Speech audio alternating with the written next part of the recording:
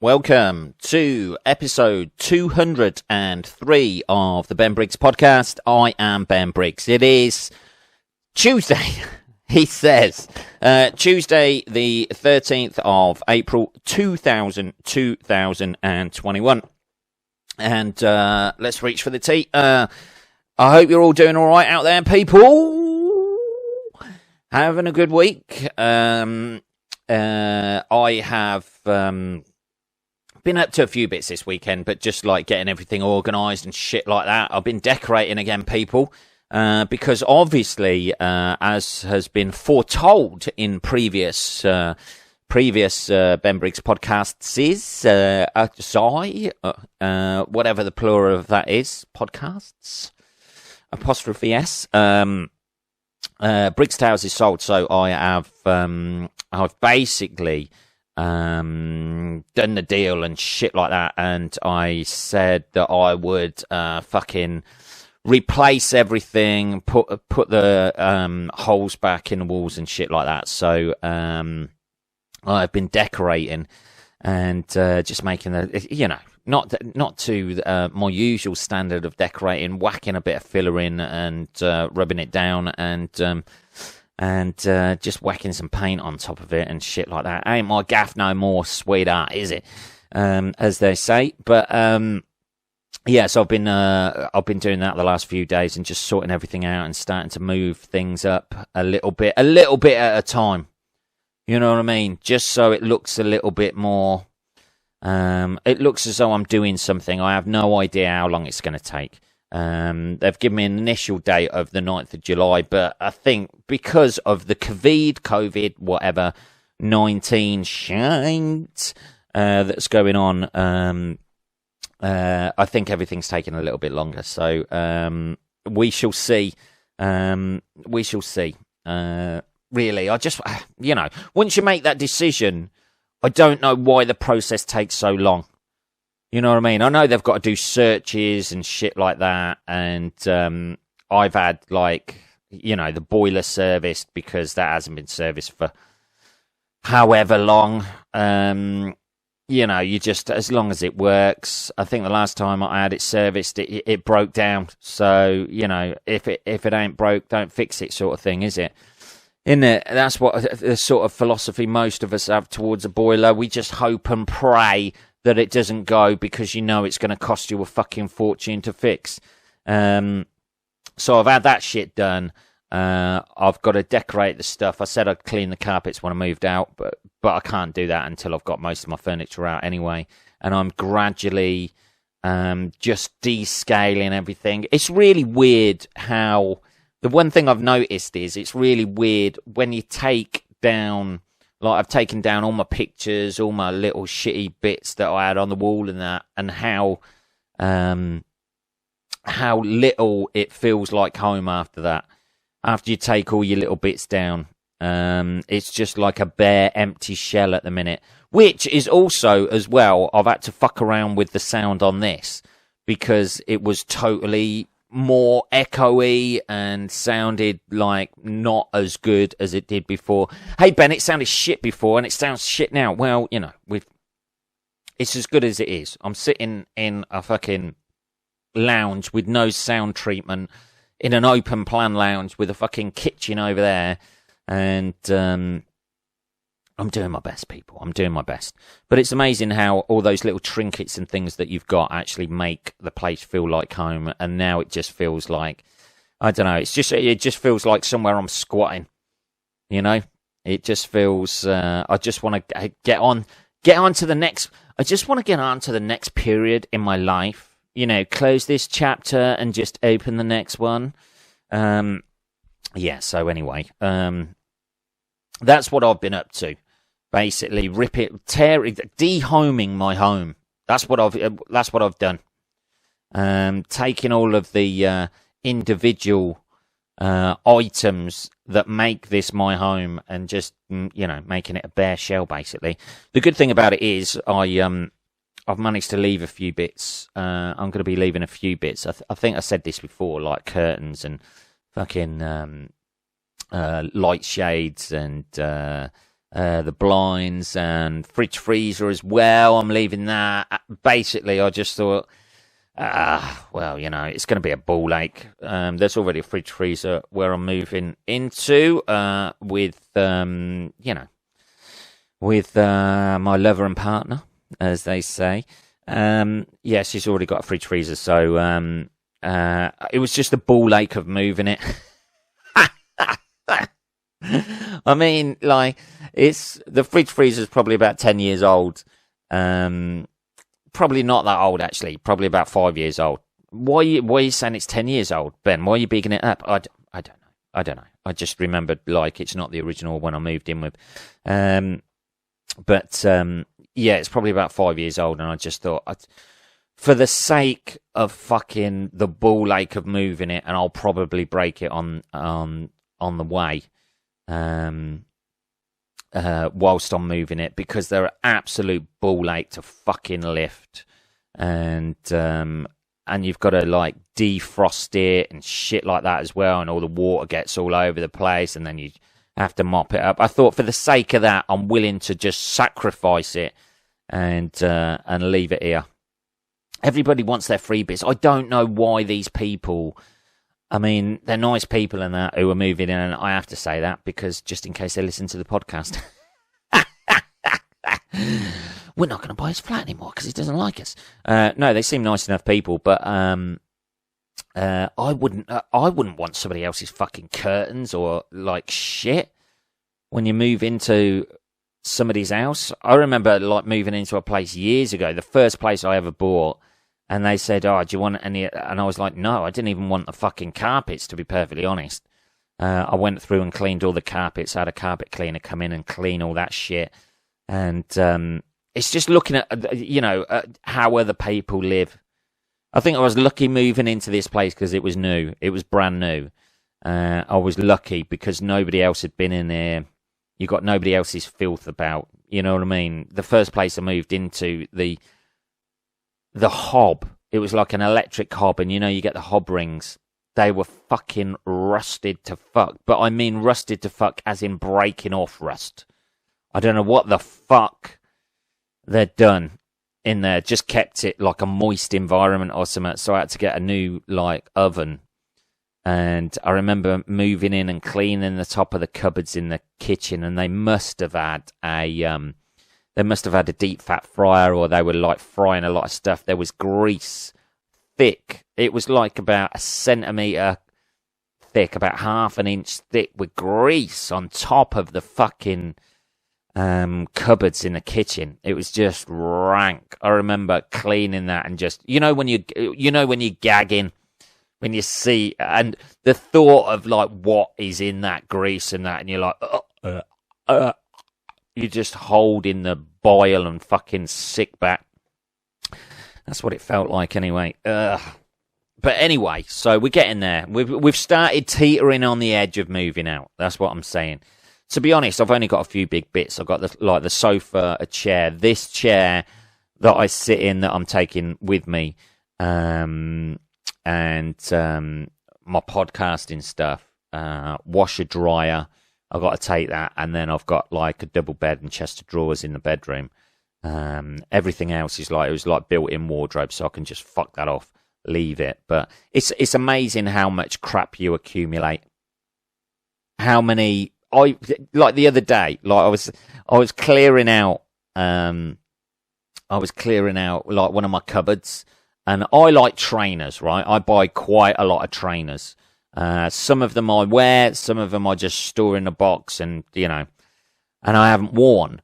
And I found a pair of trainers that I almost bought an identical pair of trainers to them about 2 months ago that I must have had for about 18 months, and just bought, stuck them in the back of a cupboard, forgot about them, and I was like, holy fucking shit, what are these? And a nice pair of like Nike tailwinds sitting there. Old school 70s tailwinds. And I was like, oh, fucking wicked. I'll immediately take those up and put them in the back of a wardrobe. Never to be worn. But yeah, I don't know. It's amazing how much shit you accumulate. Just, like boxes. I've kept boxes from shit and,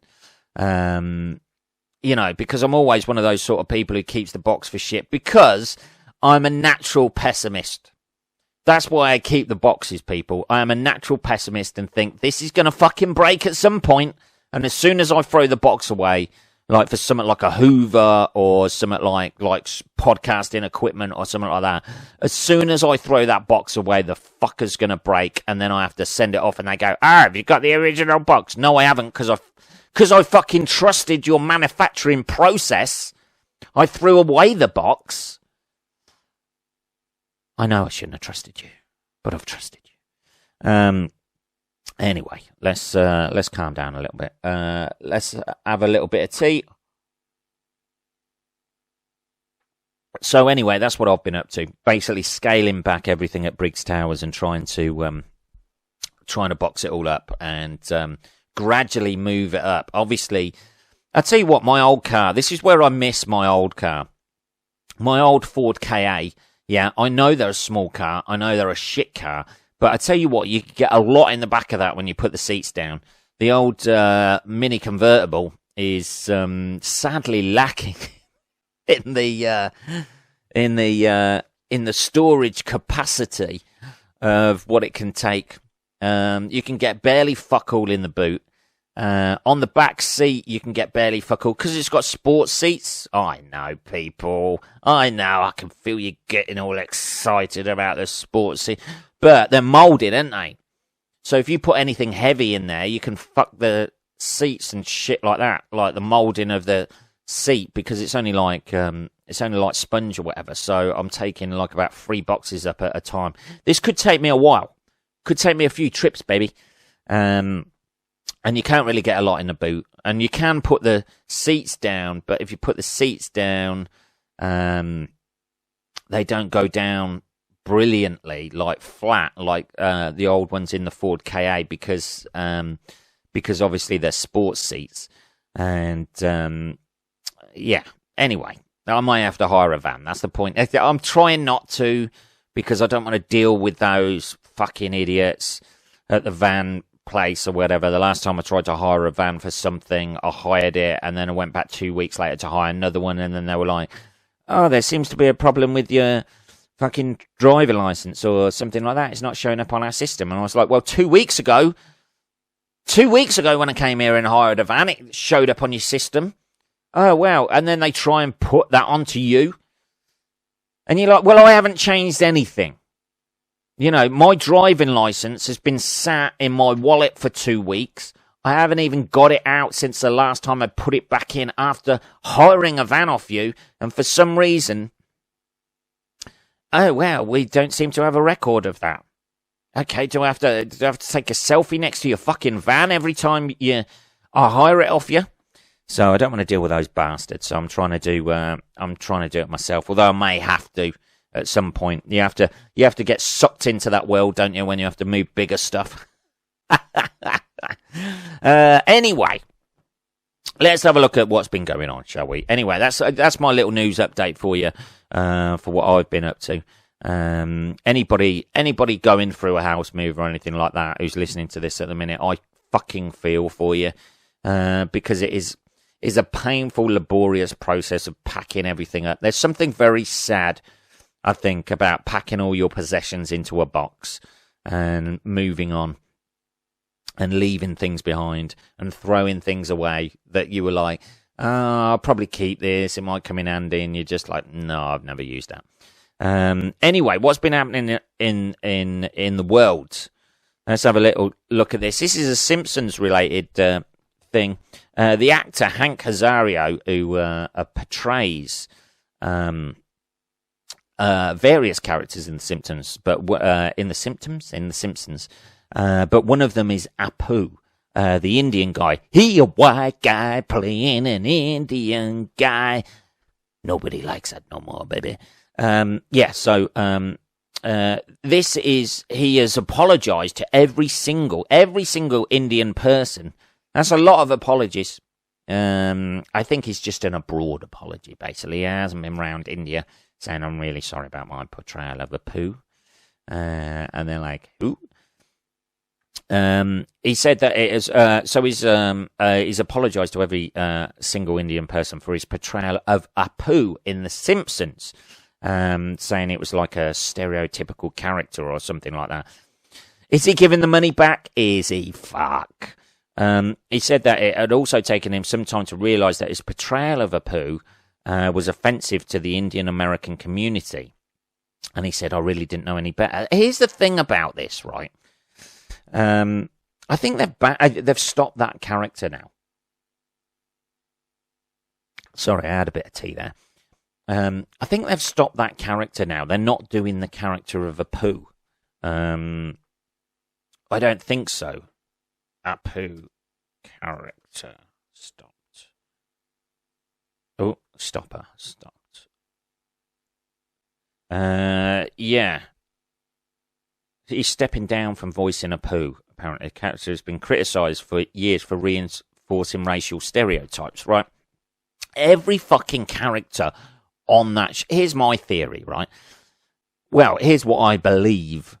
Every fucking character on that show is a fucking stereotype. Homer Simpson is a stereotype of the lazy American everyman. The police chief, Chief Wiggum, is a stereotype of every fucking police officer. Every, Willie, groundskeeper Willie, is a fucking stereotype of every Scottish person. You can get more. I know there's the stereotype of Indian Americans, or it's the same here in our glorious British Isles.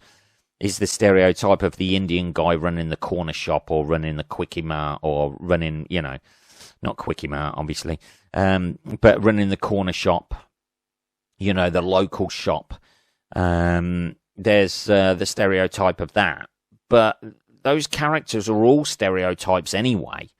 And in India, I read an article saying that Apu is actually quite the hero in India. He's quite a heroic sort of people see him as a hero and that sort of thing. But if you cancel that character and you don't do that, then you have no representation of Indian people or American Indian people of that descent in The Simpsons at all.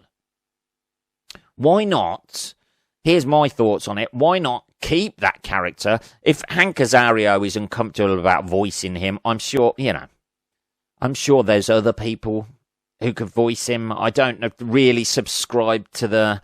It's a tricky area, subscribing to the, hey, if it's an Indian character, then it needs to be voiced by an Indian person. Because then you go down the route of, well, if it's a police officer, it needs to be voiced by a police officer. And it just goes crazy. If he's not comfortable with voicing that character anymore, then obviously that's his individual choice. But why not just add other Indian American characters that aren't so stereotypical? Or scale it down a bit, maybe. If, times do change. The fucking Simpsons did come out in the 80s. But it's a difficult one, because obviously the character has quite a big following in India, whereas people see it as an offensive stereotype in America. And it's interesting just to see that divide between those two cultures, of how, I'm sure the people in India are thinking, oh, it's great that, people of our culture and our background are absolutely represented in such a big show as The Simpsons. Maybe just add some more characters. I know he's got his family in there and things like that, but maybe just totally different characters, doing other things. I don't know. That's just a thought. That was just my thought. But as for it being a stereotype, every fucking that's why it works so well. That's why The Simpsons work so well. You've got a fucking redneck character. You've got an everyday is literally based around an everyday sort of American family with all their foibles and, and certain stereotypes and that sort of thing. Every character is like the police officer, the police chief loves fucking donuts and fucking fat and like always shooting people, or like, pretty useless at his job and stuff. And I don't know. It just seems like a bit of an overstretch of being too cautious, maybe. And I understand this, people. It's easy for me as a white guy to say that. Well, you're not, you're not part of that group that is having that stereotypical stereotype, reinforced about them. I know I'm not. I'm not. But it just seems, I don't know. I always thought it was quite a, sort of like genteel, sort of like, and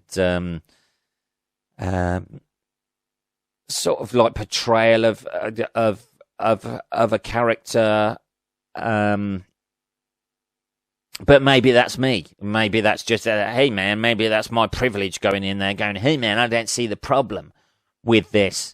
It is a very stereotypical, Indian character, Indian immigrant character, clearly, who's come over from India and lives in America and set up his own business, and it is a supermarket and stuff like that, and they are, stuff is out of date and shit like that in his shop. But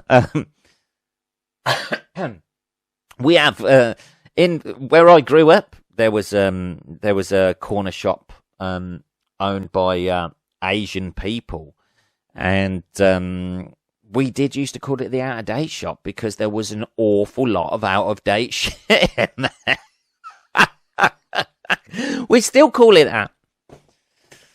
My mum will refer to that shop, but I mean, it could be referred to worse things. Obviously, we all know in this country what those sort of shops have been referred to in the past. People of Asian origin who run those shops. What people in the 80s have called those shops. We know. We don't need to say the word. We don't need to say the P word. But it's there is we do. My mum will still say, like the other day went round and I had to buy some stamps, and as like any other village, the post office is closed, so that's now in within the shop, within the local shop. My mum said it's in the out of date shop, and I knew exactly. I knew exactly where it was. I remember getting some fucking crisps there once, and it was like 6 months past its sell-by date. But, and I'm not saying that's just I'm not saying this is just a particularly... it only happens in Asian shops. But this particular shop is renowned for having out-of-date stock. And I think we've teetered across a few bits there, have we? I don't know. Anyway, so so it was just an interesting look at how a white guy who voices a character like that has now reacted to portraying a character like that for years, and it's just it interests me the motives behind that, whether it's like to save some sort of legacy or something like that, or whether it is genuinely, or whether it is just like pandering to people who have said this is a racial stereotype, and we don't like it. It'll be interesting to see who's actually bought that up, whether it is Indian American people or whether it's white people. It would be, because there's a fucking lot of that goes on as well. There's a lot of white people finger pointing, going, "Hey, this is out of This is fucking out of order. This is fucking racist. Oh, by the way, I'm the one pointing it out, so I'm not actually racist. This is racist, but most of all, let's just remember I'm not. So it's like it says Apu's future has not gone into specific details. Groening and stated that Apu will continue to appear in the Simpsons despite Azaria stepping down, but a replacement voice actor is yet to be announced. So the characters stay, and maybe just add to the characters, man. That's it, isn't it? I don't know. Anyway, on the subject of bigots, is it really a subject of bigots? I don't know. I don't think. Anyway, this is the story about Vladimir Putin, which came out this week. Putin has officially banned same-sex marriage in Russia and stops transgender people adopting. If you're gay or trans, I would suggest not moving to Russia. This all seems like a bit of a, I don't know, man. I don't know why they give a fuck so much. I don't know why Putin, there's something weird when somebody gives too much of a fuck about how other people conduct their sex lives. You know what I mean? It just seems like, you know. This is Russian President Vladimir Putin has put a ban on same-sex marriage and transgender adoptions in a huge blow for LGBTQ plus rights. Putin officially changed the country's constitution on a number of issues earlier this week following a national referendum in which 77% of people in Russia voted in favour of the ban. Still a lot of work to be done, guys, isn't there? It seems the new amendments mean same-sex couples will not be able to legally get married in Russia because the country's constitution now says that marriage can only exist between a man and a woman. That is, you know, this is like medieval shit it's going back to, isn't it? I don't know why the state, any state whatsoever, you know, it happened in this country, you know, like, just because, you know, it's only been like 30, not that long, 30 odd years, something like that. Was it the 90s? Same-sex marriage, UK. Legislation. 2000. Legislation to allow same-sex marriage in England and Wales was passed by the Parliament and took effect on the 13th of March 2014. Okay, we're not that forward thinking. First same-sex marriage took place on the 29th of March 2014. So same-sex marriage was like legalised 2014, and yeah. Homosexuality was first decriminalised in Russia in 1917, before being recriminalised in 1933 and then later legalised once more in 1993. However, homophobia remains rife in the country. I think they're, you know, it's just a way of control, isn't it? And it's just another sort of like oppression for those groups of people. You know, I couldn't really give a fuck what people do. Whether two guys want to get married, two women want to get married, whether trans people want to adopt, I imagine, you know, there's, you know, any more than I do what fucking straight people do in the fucking bedroom. I couldn't really give a shit, and it just seems like a real step back. I know Russia isn't the massive, you know, it's never going to be a forward-thinking country, is it, when you've got, like, essentially a dictator in charge? But, I don't know, man.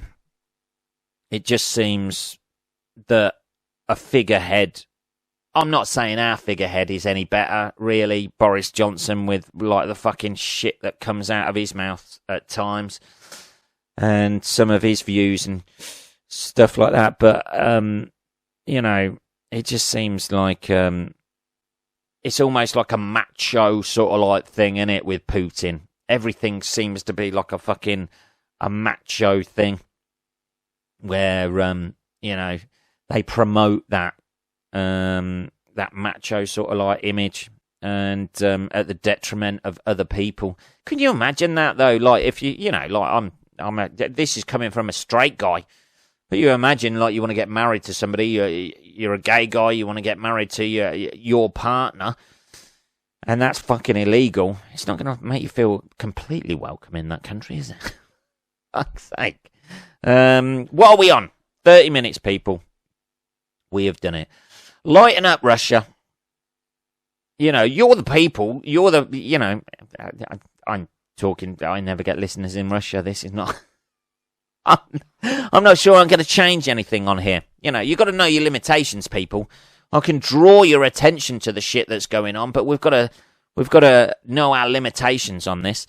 I'm not sure we're going to change any legislation in Russia, but surely it's led by the people, isn't it? You know, if the people said, you know, but then again, they're indoctrinated to fucking hate that, you know, to be against that anyway, aren't they? You know, like on the national referendum, however true that is.